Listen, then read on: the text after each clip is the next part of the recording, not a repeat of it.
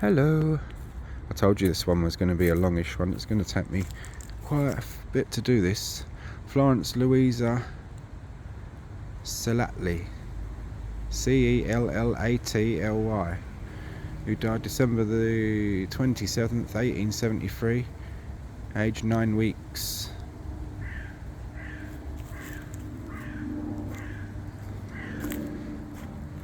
Erected by George Alexander, Calcutta, late of Dundee, Scotland.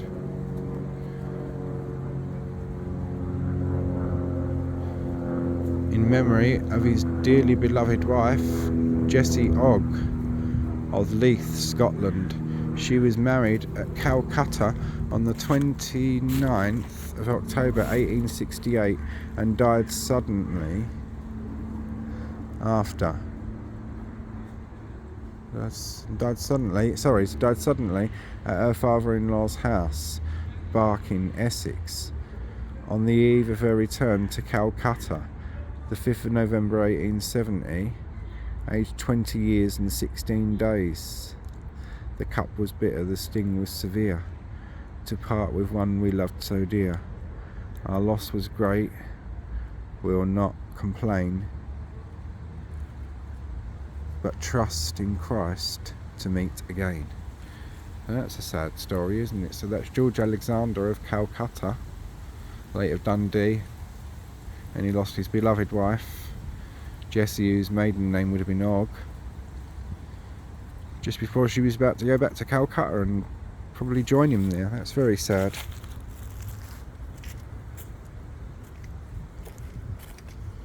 And here we are. Sacred to the memory of Jane Taylor Ross, relict of George Ross, that means widow of, late of Dundee, died 12th of April 1879, aged 79 years and 6 months. Also have Catherine Ross Alexander, wife of John Alexander, died 23rd of October 1879, aged 59 years and 10 months. In our father's house are many mentions.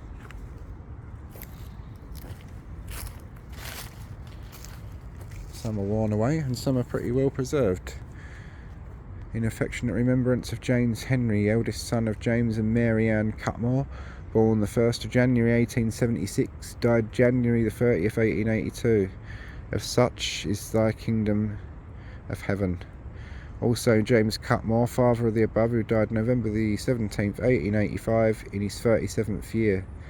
So he giveth his beloved sleep.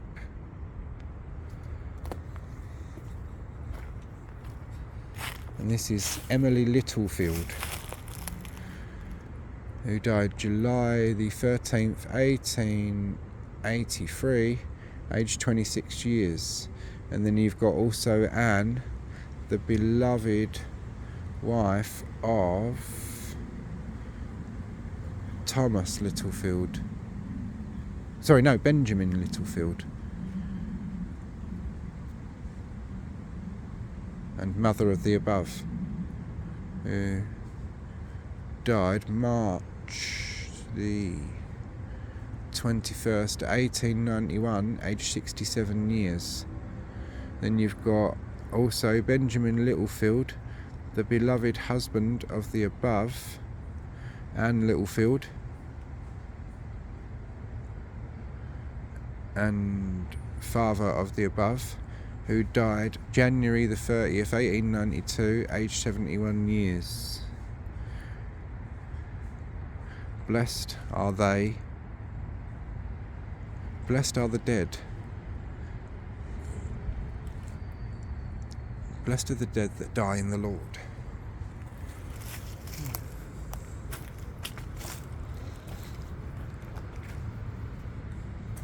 Obviously I won't start focusing on ones that are really just completely worn away, there's no point. And it takes up too much time. Family grave of William Carter. In loving memory of Louisa Carter, the wife of the above, so that's William Carter's wife, died 15th of August 1876, aged 25 years. Also William John Carter, dearest son, died 6th of November 1875. Also the above William Carter, who died 23rd of November 1892, aged 41 years. Also Elizabeth Carter, wife of the above, so he married again, who died 16th of December 1918, aged 68 years. I am the resurrection and the life. He that believeth in me, though he were dead, yet shall he live. John, XIV 2:5.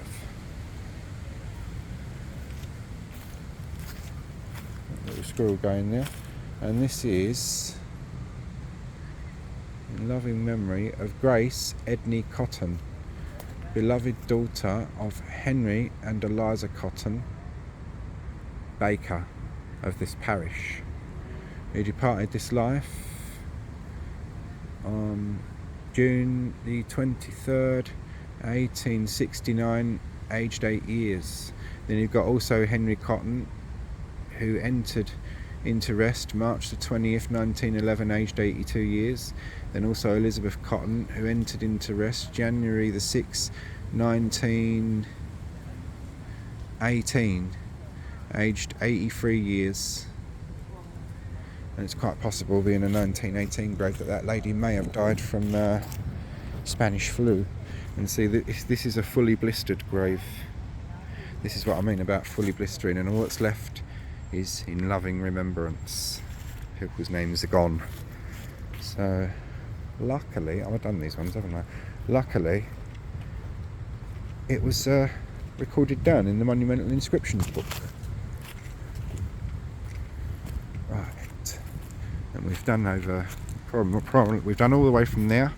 The graves along here, over this side. We will go over to the wall. I'll try and get each section to 30 minutes, but in a minute I must sit down, take a painkiller and have a smoke, and then I shall carry on with part 4, I believe. It is. I think we're up to part 4 now.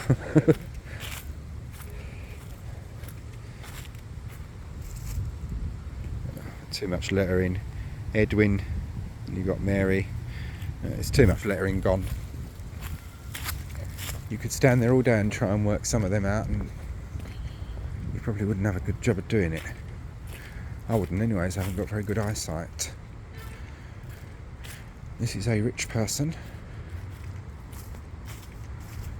To the memory of Ruth Hind, late wife of Henry Hind Jr. of West Ham, who departed this life the 17th day of January, AD 1742, aged 57 years, and of the 3 infant daughters of Captain John Pelly Jr. and Elizabeth, his wife, of the parish of St Mary, Whitechapel. Ruth, the eldest of which, departed on the 26th day of March 1739, aged 15 months. Martha, the second, on the 22nd day of October 1740, aged 5 months. Mary the third, on the 22nd day of December 1741, aged 5 months. And to the memory of William Casson of this parish, the father of Ruth Hind, so that's, we know her maiden name and everything through that, who departed this life the 23rd day of January 1703, and of his daughter Anne Casson, who departed the 7th day of November 1693, aged 3 years and 8 months. Then you've got also John Pelly, son of the above John and Elizabeth Pelly, who departed this life October the 20th, 1748, aged 5 years and 4 months. Aged 5 years, 4 months and 15 days.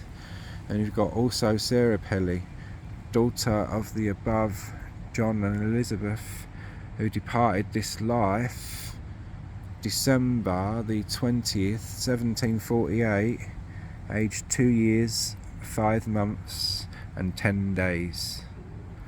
So that's an entire family that lost pretty much most of their infants, which is bloody sad.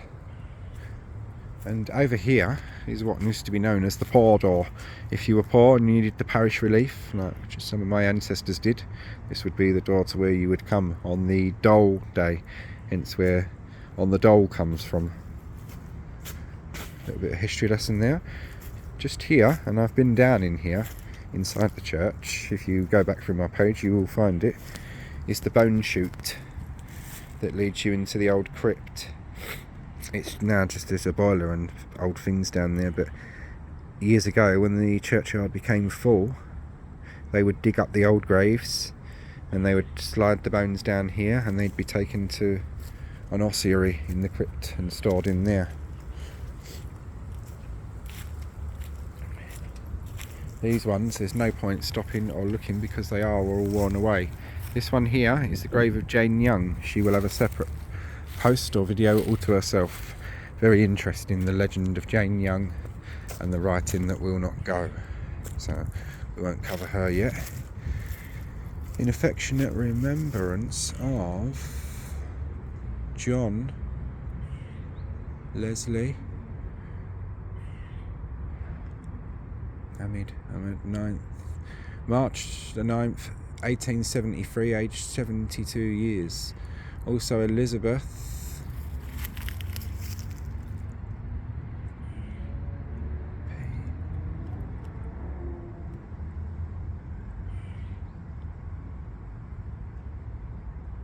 that looks like Elizabeth Sarah or something like that.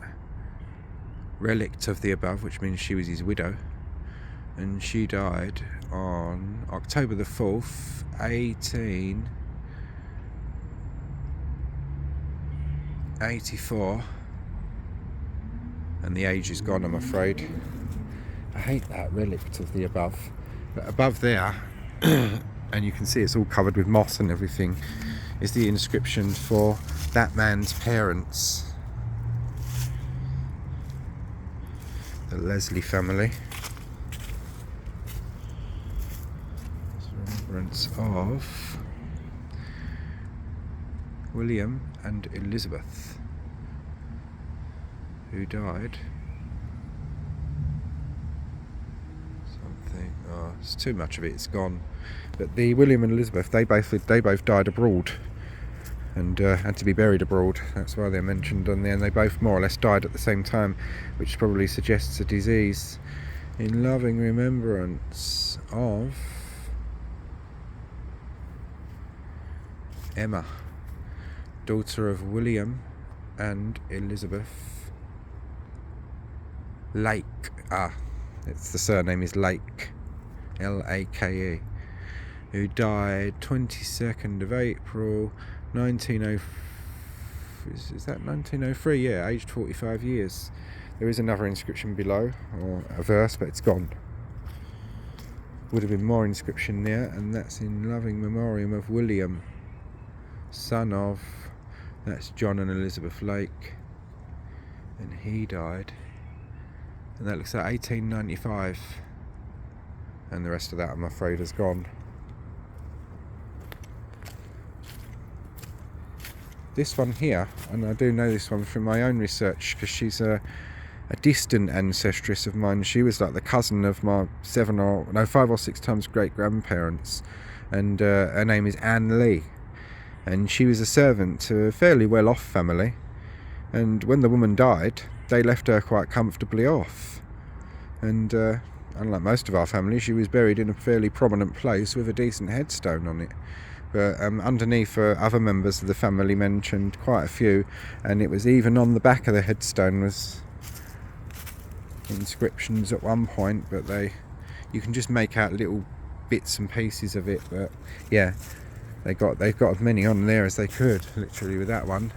The family grave of Henry and Elizabeth Taylor, in loving memory of Griffith Taylor, son of the above, who died August the 16th, 1866, aged 27 years.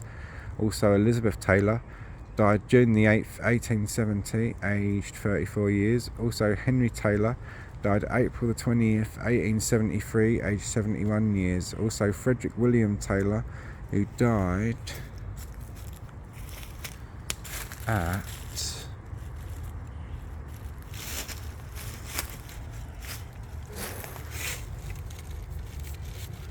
who died at Luke, Peru, Perusia, February the 11th, 1885, aged 29 years. Thy will be done. So yeah, there are some really interesting ones loitering about here. Ouch, that hurt. These ones are done in body snatcher day. You know, the era of the body snatcher. They have chains and everything. And some graves, the family would hire a guard to guard the grave just long enough for the body to no longer be of use to an anatomist. We go no further than that, but leave it up to your active imaginations. There's another one that's, we don't know. They don't think it was vandalised, but it just fell apart basically. And writing's all but gone, but you see the person's coat of arms on there, and that same person or same family, some of them are buried inside the church and they have the same coat of arms, and you see the Taylor footstone, 1866. We're up to 16 minuets so far, in memory of Captain Frank Rington, by the looks of it, of this parish. It's very worn away. 1787, that bottom one is, and that's a Catherine, but you can't make much more out than that really.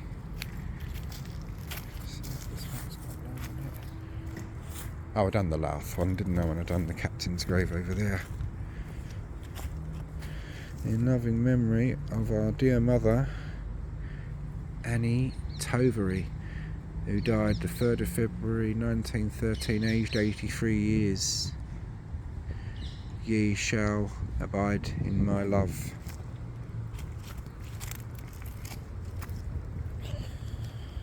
Also, our dear father, William J. Tovery, died the 10th of May 1881. Is that 1881 or 91? 1881, aged 43 years. Aged 48 years, sorry.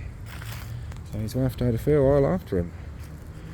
In memory of Arthur Napton, who died October the 4th, 1894. The last letter's gone, but you can see the imprint of it. Charles Richard Roberts of Goodmays, Essex, died July the 16th, 1840, aged 38 years.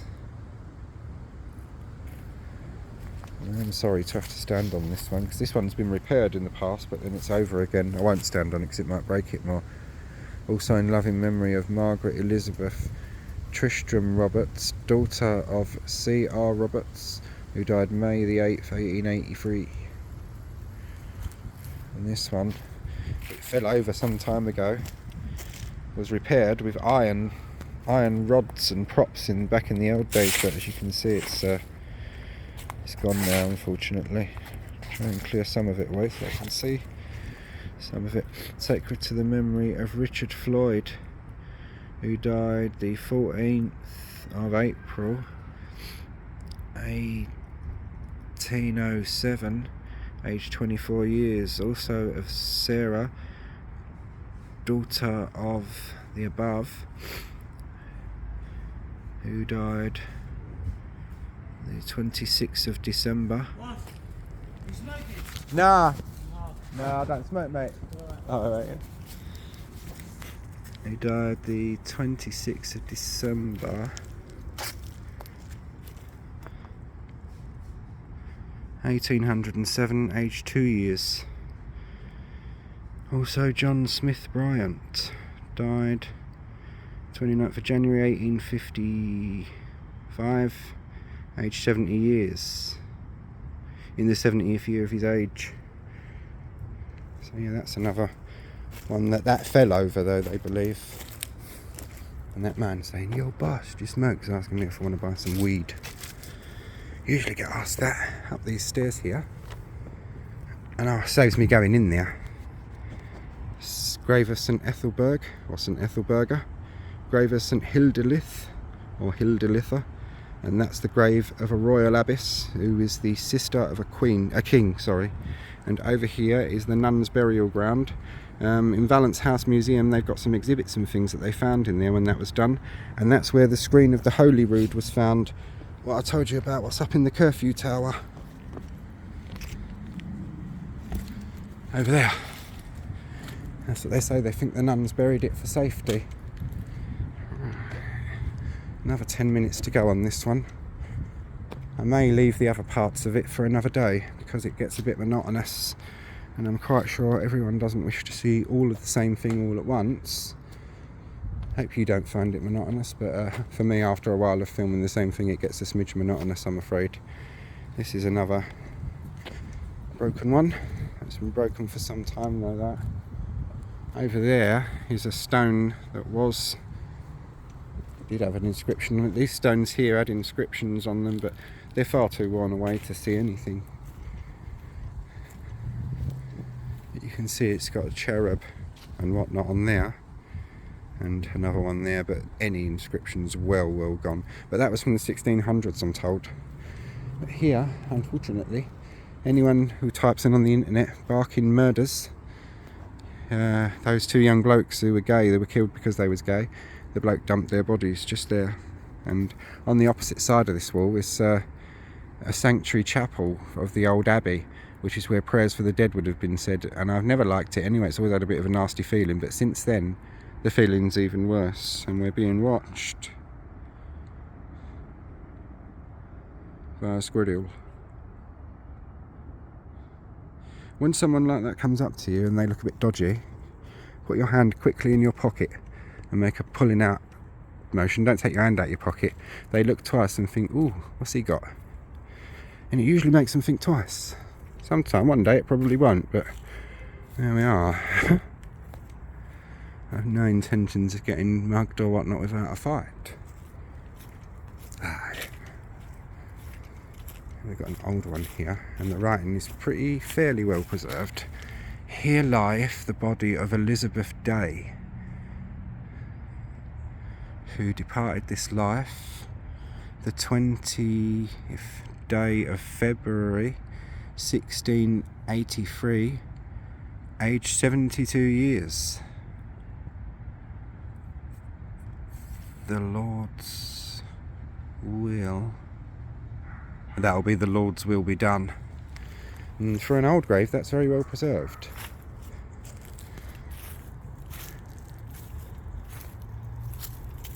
As I say, many of these are just completely worn away.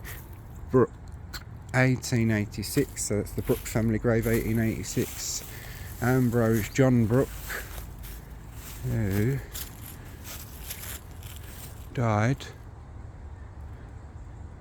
something February 1886, aged 40 years. And then you've got also Cuthbert Brooke, son of the above, and that's died something 1915, and the rest is gone, blistering and worn away.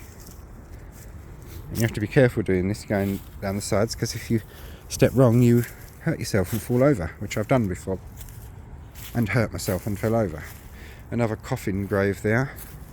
Show you a little bit of the history if the phone will allow me, because it doesn't cope well with wire gridding. And this is Thomas Sutton, 14th of May. And then also Eleanor, beloved wife, 31st of December. And you see the blistering has taken hold of that one, so like we all keep saying, not too long from now that will have nothing on it. It won't exist. Ooh. Entrance to the church Monday to Friday. But here, I don't think it's going to let me. No, basically there are all the names of vicars. List of vicars of Barking. North Barking, Martinus, he's interesting. He's got a plaque. There's a stone plaque in the church. He's the first recorded vicar of Barking, and yeah, it's got a plaque inside. It just goes on, but you can't really see too great through the grid, and because of the grid, the phone doesn't like to focus in on things, so it's being a bit of a stink pot.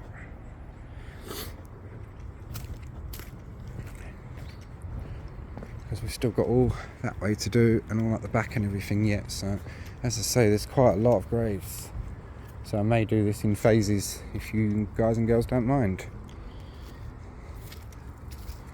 I know a lot of you do find these as interesting as I do, but I've been going at this one nearly over an hour now, so I'll remember where I've done up to, and I'll come back and do the rest.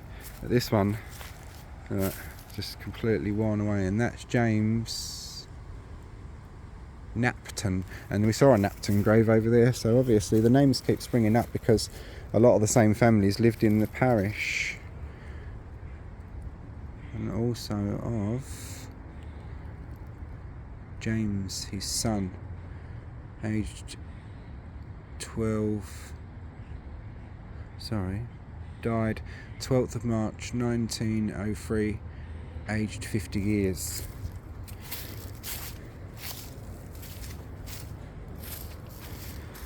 James Francis died 12th of March 1886, aged 57 years. Also Elizabeth, his wife, died the 8th of January 1912, aged 80 years. And we're up to nearly 30 minutes, so we'll go to this one and then we shall call it a day, I think, for this. In remembrance of Mrs. Mary Burrell, late of King's Lynn in the county of Norfolk, who died September the 12th, 1810, aged 73 years. Likewise of George Burrell, who departed this life the 31st of May, 1840, aged 56 years. Also Mrs. Mary Ann Burrell, relict of the above, who died, and that's gone away as you can see, who died, and then it's just blistered. And here we are. We'll do this one, and then I'll know I've done I'll do this one and that one, and then I'll know I've done in a straight line then. Oh dear.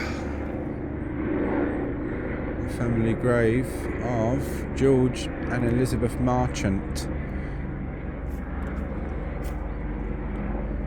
who was unfortunately drowned on the 2nd of August 1811, aged 4 years and 3 months. James Marchant, son of George and Elizabeth Marchant, there we are, it was 4 years and 3 months. Also of the aforementioned Mr. George Marchant, who was unfortunately lost at sea. Oh good God. So the child drowned and then he's lost at sea. Fortunately lost at sea, October the 27th, 1812, aged 35 years. Likewise of James, son of the above, who died in his infancy. Also of Mr. George Marchant, son of the above mentioned George Marchant, who was lost at sea December the 4th, 1826, and I think that's aged 32 years. Christ, the whole family more or less died at sea. And there is an inscription above there, but you are not allowed to stand on this because it is falling apart and I can't make it out properly, so I won't disrespect and I won't stand on it. To the memory of Elizabeth. I'll go around this side because I can get to the steps here. I'm allowed to stand on this one, but not that one because it's got loose stones on it. Elizabeth, daughter of James and Elizabeth Morgan of this parish, who departed this life April the 2nd, 1819, aged 4 years. Also 4 other of their children who died in their infancy, Elizabeth, Thomas and Edward. Also Mrs. Jane Morgan, grandmother of the above, who died April the 21st, 1835, aged 84 years. Also of the above named Mrs. Elizabeth Morgan, who died January the 4th, and that's 1838, aged, and I think that's 74 years. But yeah, it's quite worn away. And then you've got John Martin, beloved child of Frank and Elizabeth Willett. Given July the 19th, 1881, taken January the 7th, 1885. And he's called the middle name of Martin to carry on the family surname of Martin, obviously through his mother Elizabeth Martin, who became a Willett when she married Frank. So we'll go back over to this one. Yeah, we're just coming up to about 30 minutes, so that's handy. Now if I do in a straight line and these ones here, then I know exactly where I've done and where to come back to. This will be after my holiday. Hope you don't take offence to me cutting this short and not doing the whole thing in one day, but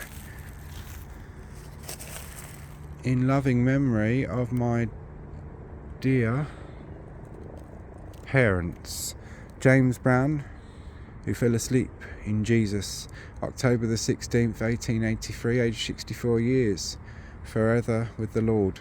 Also Elizabeth, wife of the above, who entered into rest, May the 2nd, 1898, aged 75 years. Until the day breaketh, the shadows flee away. We shall sleep, but not forever, in the Lord and silent grave. In the lone and silent grave. Blessed be the Lord, that Father, blessed be the Lord that gave. Erected by Amelia Ann, daughter of the above. And this had metal chains on it at one point, and I know the little story of this one. During the war, a lot of the graves had the metal chains on them and things like that, and believe it or not, during the war a load of the metalware was taken away to make ammunitions, and it didn't end up being used and ended up all sitting in government warehouses and rotting away eventually. The family grave of Mr. Samuel Alban, sacred to the memory of Charles Spencer Alban, who died the 12th of February 1865, aged 1 year and 7 months. Also Sarah Martha Alban, mother of the above, who died the 4th of May 1866, aged 42 years. Also Sarah Ann, second wife of the above. Oh, so that'd be second wife of Samuel, I was going to say. Can't be like that. It'd be Lebanon's. It wasn't allowed in those days. So she's Samuel's second wife. Sarah is his first wife. Samuel's his second wife. Also Sarah Ann, second wife of the above, who died 7th of January 1873, aged 39. Also Samuel Alban died, gone, blistered, aged, gone, blistered. That's really annoying, but yeah, so you've got Samuel with his Charles, who's obviously their son of Sarah and Samuel, and then he married another Sarah again. So yeah, you got Samuel and the two Sarahs, a real menage a trois in there. God bless to them. Hope they're having fun, and lots of it.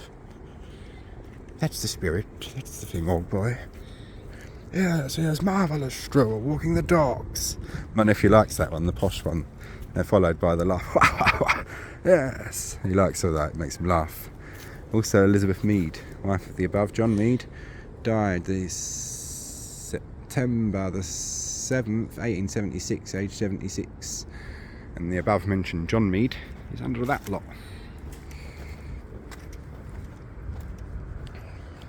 There's nothing round there. So to be honest with you, someone did it at one of the graves over there, and it was a family member of that, not mine. It was a family grave of theirs, and they scraped all the moss off the top, and you could see the inscription, but they got told off for doing it, because apparently the moss is what protects the inscription from wearing away. In loving memory of Watkin Lewis Williams of this parish, who departed this life the 14th of March 1858, in the 44th year of his age. Also Harriet Williams, relict of the above, which is widow of the above, who died 14th of January 1908, aged 91, deeply lamented. To the left of this stone lie 4 children of the above. Elizabeth died 29th of July 1844, aged 4 years. Harriet, 2nd of February 1842, aged 9 days. James Arthur, 27th of August 1853, aged 8 months. Henry Wetherill, 13th of November 1858, aged 10 years. Till the day breaks and the shadows flee away.